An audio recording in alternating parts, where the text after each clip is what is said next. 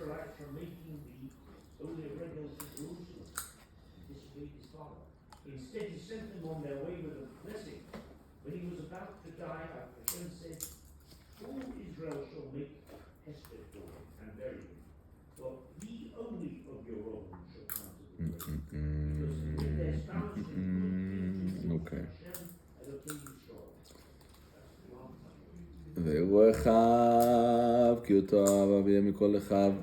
So the brothers see that Yaakov loves Yosef so much, but you see something very deep. This is something that we learn, a quality that we have. Whatever was in their heart was in their mouth. You know, like by Americans, so Americans say about Israelis, like I heard this a lot. They're very like straight up, very forward. Like they say, like very, you know. Some people like they think one thing, but that's in their heart. But in their mouth, they're very nice to you. Oh, good morning. How are you? Like, what's in their heart? You have no idea. Some people, you see them, the way it is, that's how they are. They like you, good morning, you know it's a good day. If they don't like you, they yell at you. Straight up. It's a very big milah. To be a chad balev and to be a chad b'tav. That your heart and your mouth are in the same place. So they say over here, the brothers, they didn't like him, but they didn't talk to him. Like they showed exactly their heart. Their emotions were very... This is also a sign, I think, is a sign of truth. Because sometimes you can have two people, you know, everyone thinks differently.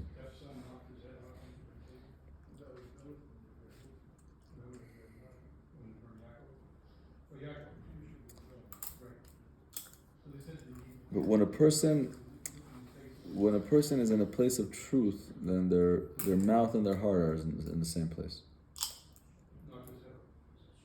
That means that they were very, very, very real about where they were. It's not like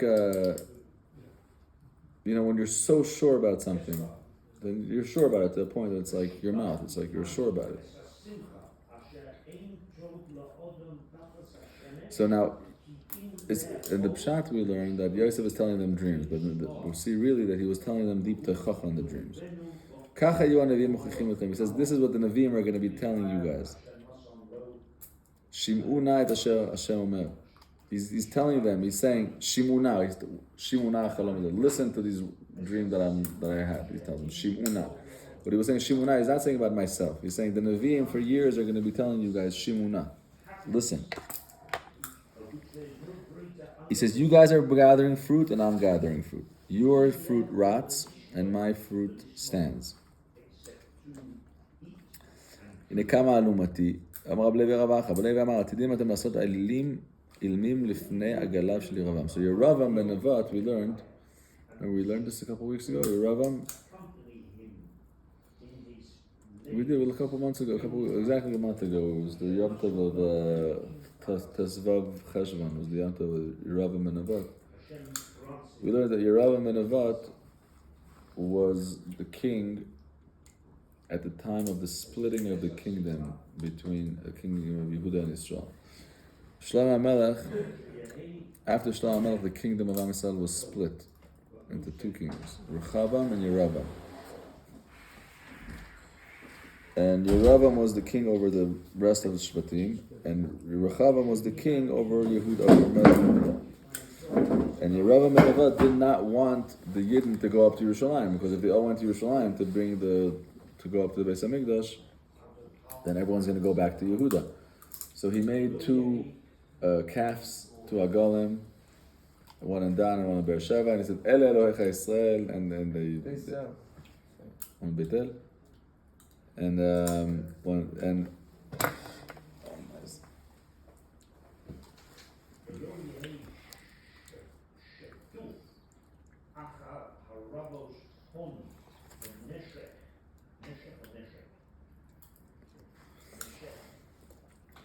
So he was from Yosef. Yeravam and Nevat was from Shevet Yosef. So Yosef was telling them already, you guys are going to do, before my ancestors, my kids are going to do a golem, Yeravam and Nevat, you guys are going to already do the Egel in the Midbar, Ele Elohecha Yisrael. That means that you see that the Nevi'im, we have that the Avos, Hashem showed them not just like their life. You see in their discussions, they're discussing things already like in the future. It's not like Yosef's excluded from that. Right. Good. It's a good point. He was also on the Egel. Yeah, he was. The Nevi'im were prophesying against him too. Ma'achuz.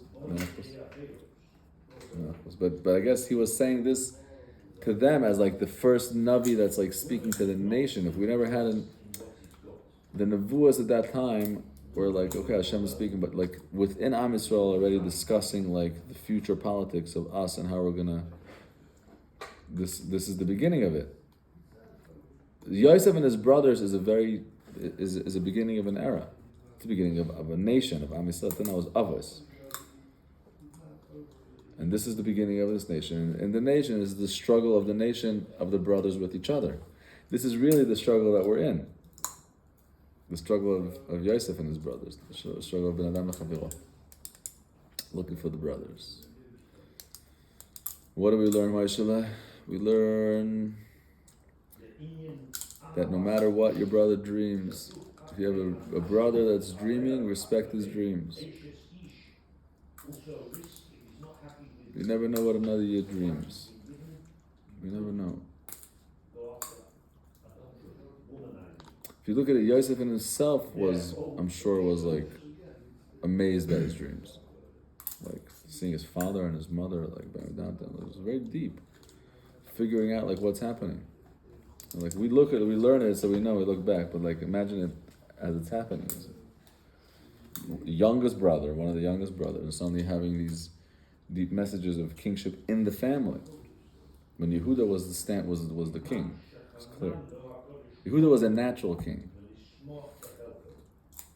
When was he appointed to be king? What made you Yehuda the fourth son? Like what's the right? Yeah, wow. Right? I don't know.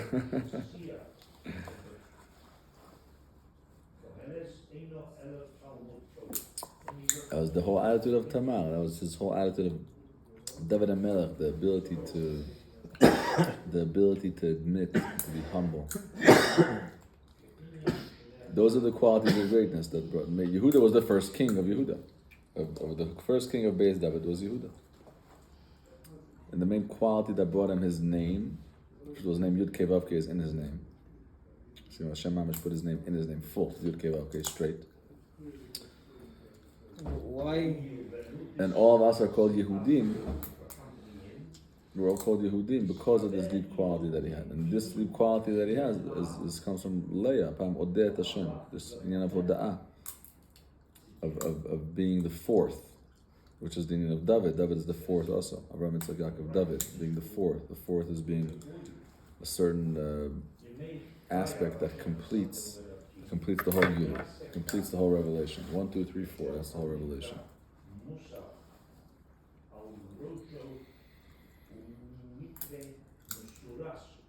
It's interesting to see to learn a little bit about how did the kingship of Yehuda like when did that happen or how did that happen? Because it seems to be like the most organic thing. Like it was never appointed or just is. You know what I'm saying? When did Yehuda become a king? Even before the kings, you see, he was always the most prominent one. Yeah. First, he was the largest. He was at the head. He was. Also, even see later on in the Gemara. Let's see what the story of Rabbi Shimon Bar Yochai. Rabbi Yehuda is always called Rosh HaMedabrim B'Kol Makom. Yehuda is. It's a name of leadership. It's the essence of leadership that Hashem gives.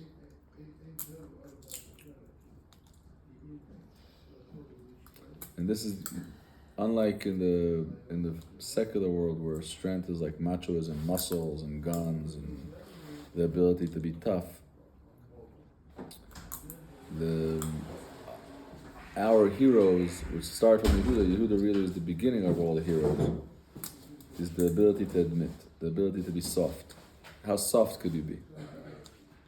How vulnerable could you be? How flexible could you be? That's the strength. That's Yehuda. Ultimate vulnerability, ultimate. And you see the life of David HaMelech also. Ultimate. That's the real strength of the quality of kingship.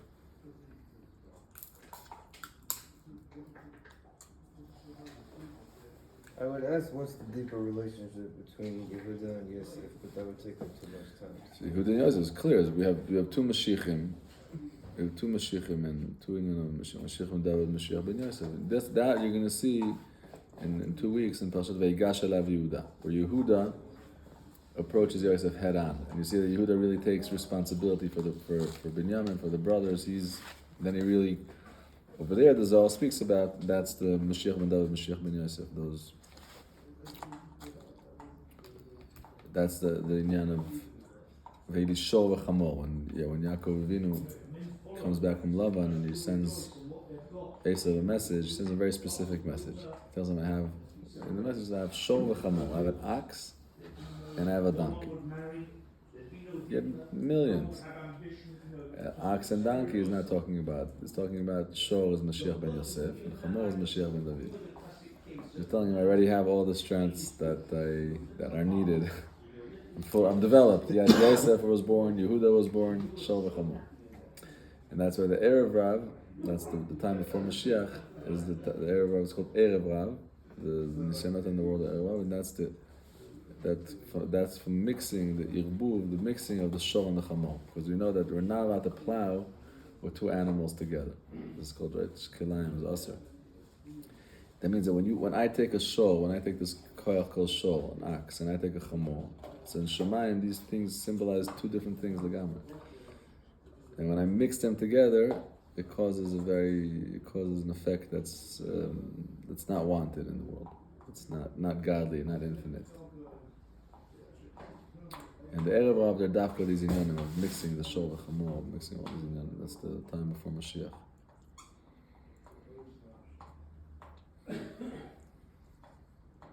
What do you mean the time before Mashiach? What does the Erev Rav do with that? The same way in Galut Mitzrayim, we see that when Moshe Rabbeinu came to take out, there was Erev Rav Alayim, that we're always going to learn the final Geula, this Geula from the Geulas Mitzrayim. Right. We see that the Erev Rav was a very, very big part in Geulas Mitzrayim. Moshe Rabbeinu took them out, but that the Midrashim say that Moshe Rabbeinu went in and he saw, that the Mitzrayim were putting babies instead of stones. Imagine you're building a wall, and instead of a stone, you put a child. Imagine the cruelty. So Moshe Rabbeinu comes and he sees this, and he says, Hashem, what's happening? Hashem knows what he's doing. He says, okay, you want to take one of these babies out? Take them out. He takes one of the babies out, and that was the baby that's seeing all these neshamas that had to go through these things. But all these neshamas cause a lot of tzaras from Israel. And they very big secrets in them. The pain that they causes the speeding up of the Geula. So who's the Erev Rav now? What pain are they causing? The Erev Rav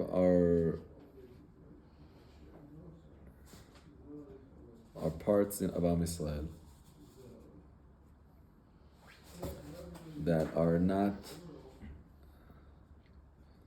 in a deep way, not really genuine. They're doing things for selfish reasons, not for the purpose of Hashem Yitbarach.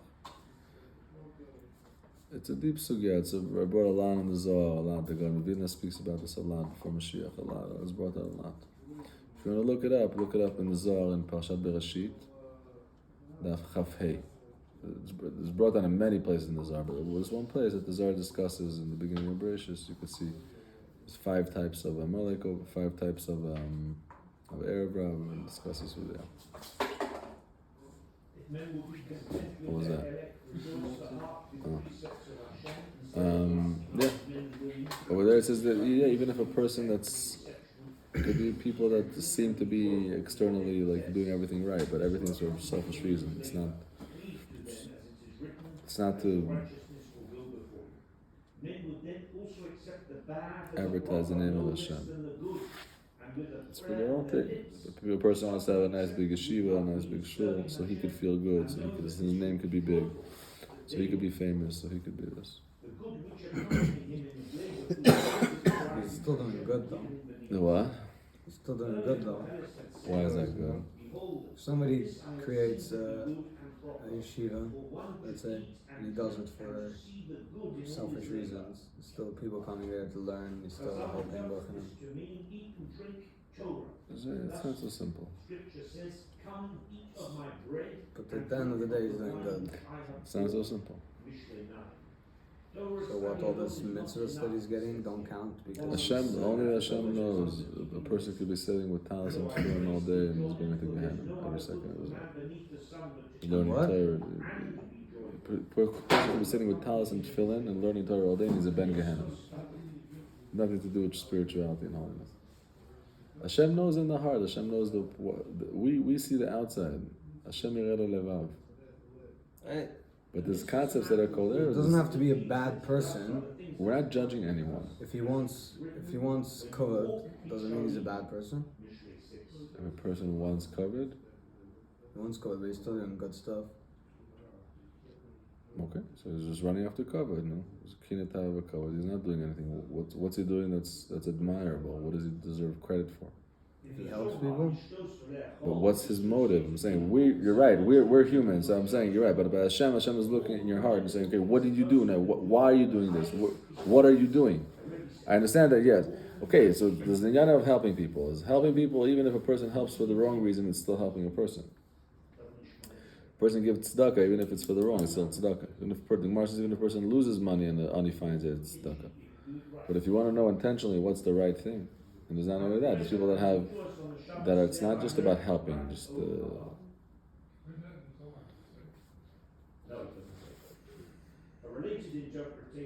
look at David HaMelech. David HaMelech. You have the closest circle to David HaMelech that are Enam Chilek L'Olam Haba. People that were closest to David HaMelech, closest that was to walk with him in the Beis Hamikdash, the Bet Elohim Nalech Beregesh in the Mishkan. That אין להם חלק לעולם הבא. דואג ואחיתופל. למה שזה תורתם מהשפה ולחוץ. Because they're... Who in Achitofel? דואג in Achitofel. What did he do? Because their Torah was from the lip and out. It wasn't inner Torah. They weren't connected to Hashem. They were connected... They were saying all the right things and doing all the right things, but it was because of selfish, egotistical reasons, just for their ego. Or for the respect, or for the benefit that they were getting. But because suddenly they turn against them and turn into monsters. Yeah, because when it's not real, if the person doesn't get it, then they just commit suicide. I understand all this. I'm just trying to connect the Erev Rav with this. And what does it mean that a person who's like this is Erev Rav rather than just a natural human being who is born with these things? This Erev Rav is a well, we could look at it right now more like a mentality. Not like trying to identify like who is what. That's not our agenda to go in the world, and that's Eliyahu Navi when he comes will identify who's who and what's what. But our avodah is to understand the avodah of Erev Rav, what that is spiritually, and to be aware, because this is a sign of the generation. That means that we're also tested by it. It doesn't mean it's like everyone is being tested by the Erev Rav test, and that's being not being l'shem shamayim. So it doesn't mean that a certain person is like descended from the Erev Rav. It just means that Erev Rav is like a spiritual force that's within us. Correct. Okay. I'm sure there's also that also. But that's not for us to identify. Meaning we're not looking there even. Because if a person descended from an Erev Rav or from a Mamzer or whatever it is, it's for Hashem to clean up his vineyard, not for us. Hashem brings diseases to the world every couple of years and kills mamzerim, and Hashem has his cheshbonos of how he sifts, how he cleans the world. Right? There's a field, and in the field grow neshamas. It's fields, and there's tzaddikim that become the owners of the fields. There's the whole situation. But the Erev Rav that we're referring to is just the spiritual force. When we learn Torah, you could look at the Torah as chronologically what happened or scientifically what happened. We try to look at it with their avodah always to see what's the avodat Hashem that we could see from this. Not to say, oh, there's Erev Rav, so I'm going to put on pachkavilim against him and go against him. That's not the avodah. What does it say? This is an Erev Rav. What is the neshama? What's the avodah of the Erev Rav? Legarmayu. You're doing things for selfish reasons, for yourself. Ask yourself this question. When you act, what are you inspired by? What are you driven by? And make sure to be driven by Chachamim, by the Torah, by Hashem, by what you believe is the right thing, not by yourself. And right. And the real sign is, first of all, when you do things that are difficult for you. But the real sign is Ahavat Yisrael. The real sign always to test yourself in everything is the love of Yidden.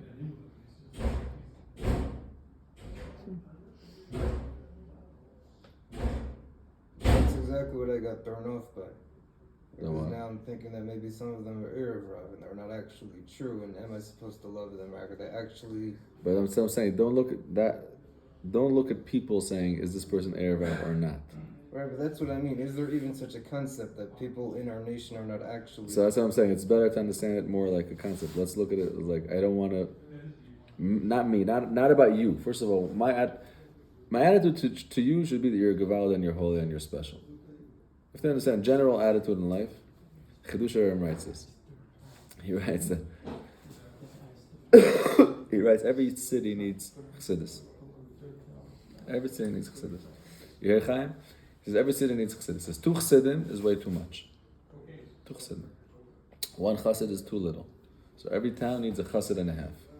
Who's the Chassid and a half? I'm the half a Chassid and you're the Chassid. That's my attitude towards anyone. When you look at another person, if you're looking at, but the tzaddikim, they say, if I'm looking at another person's chesroinus at that time, I'm doing the biggest fault, because why am I not looking at my chesroinus at that time? Like, I'm okay? I have time to look at your chesroinus? So if I'm watching up from Erev Rav, I should to avoid this with Erev Rav, to make sure that the reason that what's driving me from my core is L'Shem Shamayim, is the relationship with Hashem, Yud Kei Vav Kei, my understanding. That I'm L'Shem Kol Yisrael, that I'm connecting to my nation, to my brothers, to my sisters, to Yerushalayim, to Malchut Shamayim. So I'm doing this from a real place.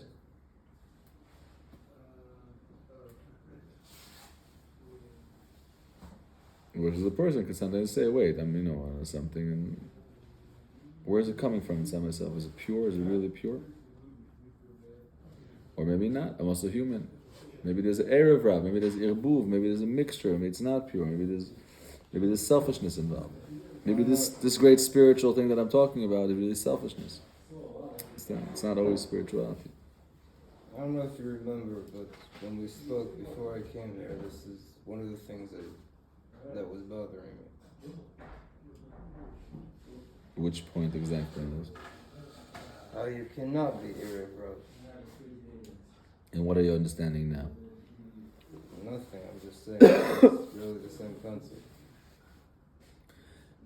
What I think, Not be it. what I think that what could be a point that is to less focus on other people's, identifying other people's error. That shouldn't be our mission. Our mission should be identifying in our behavior in my day, not allowing Erev Rav behavior in myself. Right, the Gemara, the Zohar says that people stand in Rosh Hashanah and they scream, Hav, give me. Hav, keklavim, like dogs. Also dogs, they say Hav, rough. In English, dogs say rough, and in American, they say Hav. Isn't now Hashem created us with a lacking so that we can pray to Him, fill out 100%. But when the Fashot Rabot Chesronah, 100%. It's really L'Shem Shamayim. You're doing it because it's L'Shem Shamayim, because you understand that Hashem gave us Chesroinus in order to connect to Him, to understand that He's the Makor, that we should want His light to fill the vessels. You're right, He gave us broken vessels, empty vessels. Only to turn to Him. So that's the only reason that we connect to Hashem, through this emptiness, through this lacking, as opposed to just completely unselfish. That's a certain element. Right, but there's a person that's not connected to that on that level. He just wants his extras. He wants his fantasies. So he says, "Okay, I'm davening. So Hashem, give me my everything that I want. Give me." A person saying "give me" should sound amazing. He's davening to Hashem. Why are you calling him a dog?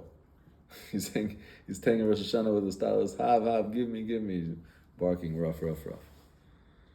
That barking is appreciated. Where is it stemming from? You're saying you want Am Yisrael. Are you barking for your neighbor also? You're only barking for yourself. You understand what I'm saying? If you want Am Yisrael, if you want Nishmat Yisrael, Knesset Yisrael, the Jewish entity, to have a successful year, a connection with its creator, connection with each other, that's a proper thing to be asking. Of course, that's the creator of the world. Who else? Stand in front of him in Rosh Hashanah and say, Master of the world, you're creating the world today. Take your holy nation, the nation that's supposed to reveal godliness in the world. Bless them, heal them, protect them, guide them, raise them. Of course, it's amazing. The more, the better. That's not have. That's not selfish. That's the opposite. That's selfless. That you're standing as a shliach tzibur. You're davening for your nation. It's beautiful. Have is selfish. My job, my this, me, I. So you see, a person could be standing in. It's not pashut. The avodas of Erev is not simple. It's a thin avodah. It has to do with yourself. So in the world today, the world is more.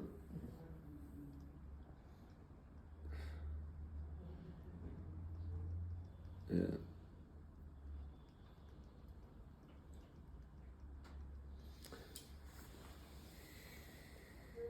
If you want something, then what else should you do? Pray to God for that. Of course you should. Always on it. Of course you should. You should identify why do inside you yourself want the thing? what is it that you want, or who is it inside of your that wants it. In the center fall? Kind of. It's just interesting. The whole. Let's say right now you're hungry, Yeah. right? You're hungry. So it's Gavad. You're saying I'm hungry. You created the world. You create the world. You create the food. And okay, but who inside of you? What are you saying? Like I need food. Why? Because I'm just hungry. That's also a valid request. Also when an animal is crying to God, it's right.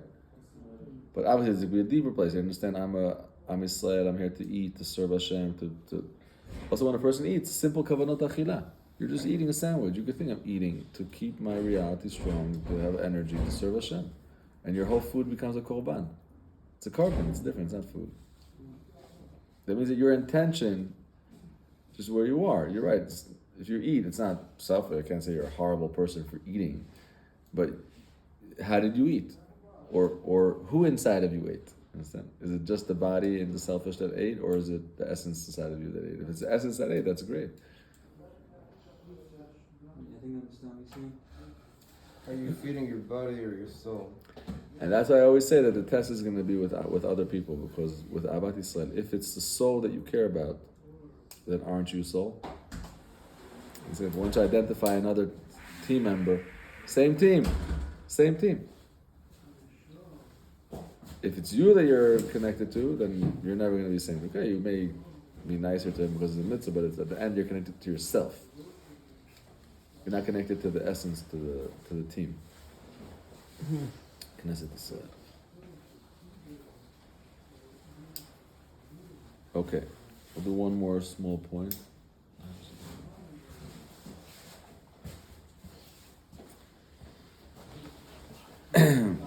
Okay, a lot of dreams in this week's parsha, and the truth is all these. The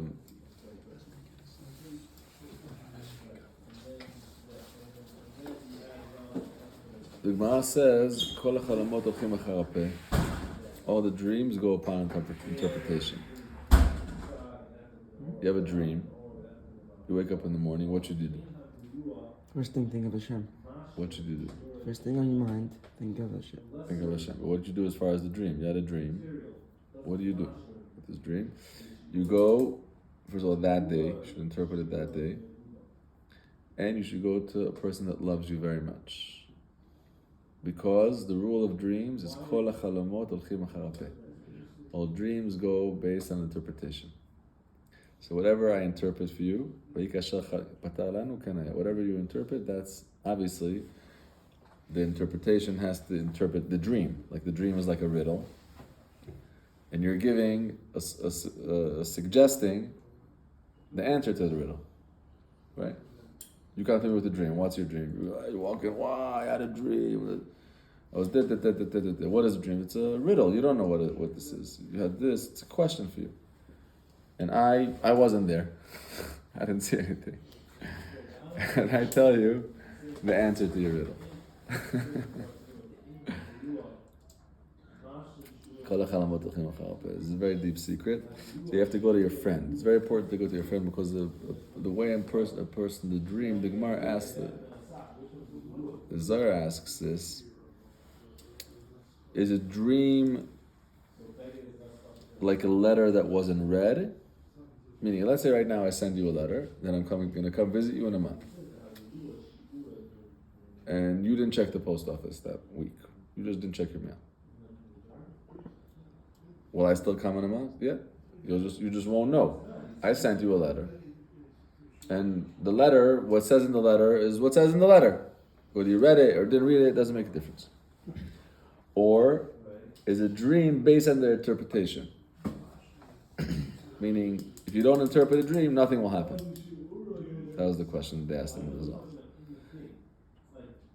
And the answer is that obviously if you don't answer at all, you don't interpret, that thing will happen. But interpretation,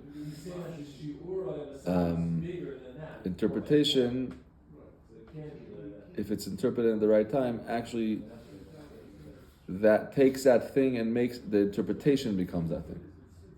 Because the dream was revealed to you not yet it was shown to you early, not yet as a final reality. It was shown to you like in a half-cooked, so to speak, like stage of what's happening to you. And the words are the final decision of that. That's how it's going to be. So it's very important when a person comes to this with chalom, to say chalom tov chazita. Chalma tava chazita. There's very big secrets in this, because the letters chet and tet, very big secrets in this in the Zohar. But to say the words chalma tava chazita, because chalma tava has chet tet, and then chazita has tet. Chet tet tet, there's very big secrets in this. Why this is? Chalma tava chazita. Now, if a person has a dream and they want their dream to come true, so they should take a pen and paper and write down their dreams. Rav Nachman writes this in Sefer Amidot, that a person wants their dreams to come true. And this is what we learn over here from the Medrash. Hello? Yeah. What's up? From? Okay. Bye.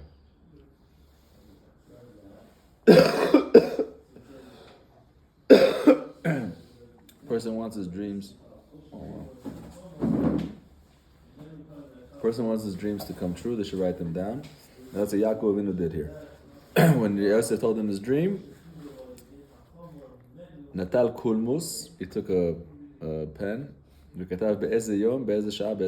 wrote down exactly when the dream was, what hour, and what place. Because Yaakov Avinu was waiting for this dream. Yaakov Avinu knew that Yosef was everything. When these dreams came, Yaakov Avinu became very excited.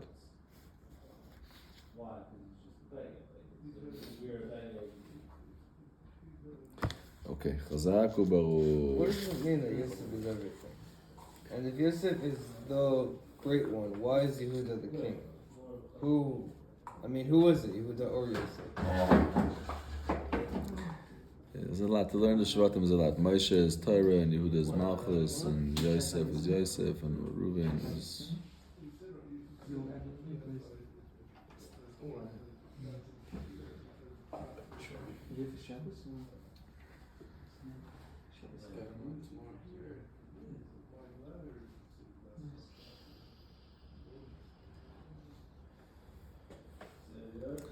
Yeah, it's deep. What I mean is, what role does Yosef play? We're saying he had dreams that everyone's bowing down to him. He's the king. I'll give you the final answer, even though you may not understand it now, but think about it.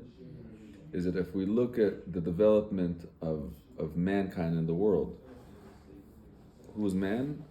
Am Yisrael. Avram, Yitzchak, Yaakov, right? So Avram, Yitzchak, and Yaakov started the Tzuras Adam in the world. Avram started connecting to the Merkava of Midas HaChesed of Hashem, and he became a Merkava to that. Yitzchak became the Merkava to Midas HaGvura. Yaakov became the Merkava to Midat HaTiferet. And Yosef became a Merkava to what's called the Midah of Yesod. Yesod is the Midah of the Bris Kodesh. The same thing inside of you. The Midah of Yesod inside of you is the Midah that could take all the totality of what you are and bring it into one point, and from there it goes into the Malchut. So Yosef is the Midah of Yesod. That means in the development of our nation, What Avram Avinu did was the beginning. He was developing the whole beginning of attitude of the Creator to the world, the love that the Creator had to His creation. Yitzchak Avinu would continue the development with the pachad, with the din, advertising with the judgment that there's a Creator. Yesh din ve'yesh dayan. When Avram Avinu was Rebbe, there was 4 doors open to all directions. When Yitzchak Avinu became Rebbe, he took a hammer and nails, he closed all the doors. And he sat room inside room with tremendous fear, tremendous Yirat Shamayim, and the whole world knew Yesh din ve'yesh dayan. He did tremendous care of Yitzchak, in Yitzchak way. And Yaakov Avinu was his midah of emes, midah of tiferes. He's he brings Yaakov Avinu gives birth to the concept called Torah, so to speak, which is chesed and gevura, mitzvot aseh, mitzvot lo taseh. And at this point you have once you have 3, this chesed, gevura, tiferes, you have a nation. The nation stands. But in order for this nation to continue, you need the midah of Yesod. The midah of Yesod, this tzaddik that there was mevarer, the midah of Yesod was this tzaddik of Yosef, and he did a work of midah. Meaning that by the shvatim, you don't find that every private shevet did one midah. Like they're all there are parts of Yaakov Avinu, but Yosef is like it's called the Av. That's why Yosef has 2 shvatim, Menashe and Ephraim. Yosef himself is not a shevet only; he's also a father. Understand? We see that even in the Pshat, he has Menashe and Ephraim. Menashe and Ephraim are 2 shvatim. Which other shevet had shvatim? So it's deep. To understand deeper, it's important to learn the life of the Avos very much, and then learning through Kabbalah and Chassidus, you start getting a different picture of all these things, and understanding every tzaddik, where they were in the development of our nation, like why they were essential and what they did to develop, to make the Merkava of Hashem. Because in Am Yisrael, we are the Merkava, we are the chariot, the embodiment of the Creator in the world, the Shechina, the personifying, the making. The Am Yisrael is called Evarim of the Shechina, Evarim of the Shechina, limbs of the Shechina. That means the presence of Hashem. Where does it rest in the world? In the Yid, in you, in every Yid. And every Yid has a specific role in how godliness is revealed through their specific who they are. Like you're Moshe, like Moshe has the Moshe godliness. With the others, we see exactly. Yaakov did Yaakov avoid, and Avram did Avram. Yitzchak, Yosef did Yosef. Yosef Atzad. He did work that no one could do. And by doing that, he assured that this is a part of the building of what our nation is. A nation that has Yesod, a nation that has control, a nation that has Dvikut in Hashem. Yishchut, Yosef Atzad. These are things that became, in our DNA. A person's DNA, you take a person that goes to travel, right? Look at us today, you all look different. Why do you look dark and you look white? Because we all come from one family. Just your Gullahs went to Russia, and your Gullahs went to Yemen, and your Gullahs went to Morocco. So what happens is DNA, the patterns, they change. You're in a place with 3-4 generations, your DNA is going to start changing. Right, if you're dealing with jealousy or anger or greed, whatever it is, and your son is and your grandson is, then your great-grandson is going to be dealing with this. Like it's genetically. If you control yourself very, very much, and your son controls himself, and your grandson controls himself, your great-grandson will already be born with his DNA, his patterns will be different. Avraham Yitzchak Yaakov changed the DNA forever. That means Am Yisrael has forever qualities in our DNA that we are Baishanim, Rachmanim, Gavim, Chasanim. We have a natural shame, we have a natural chesed, we have a natural, it's natural, it's Yerusha lana. It's an inheritance because of the DNA of our fathers. Yosef HaTzadik is in the same level. It means we have inside of our DNA to be a Yid, to have this control, to have this bris, to have this absolute dveikus in Hashem, no matter what you see in the world. Video. But the whole Shevet, since the whole Am Yisrael is called Bnei Rachel, Bnei Yosef, this is the quality that became a part of the whole nation. Chazak u'barur.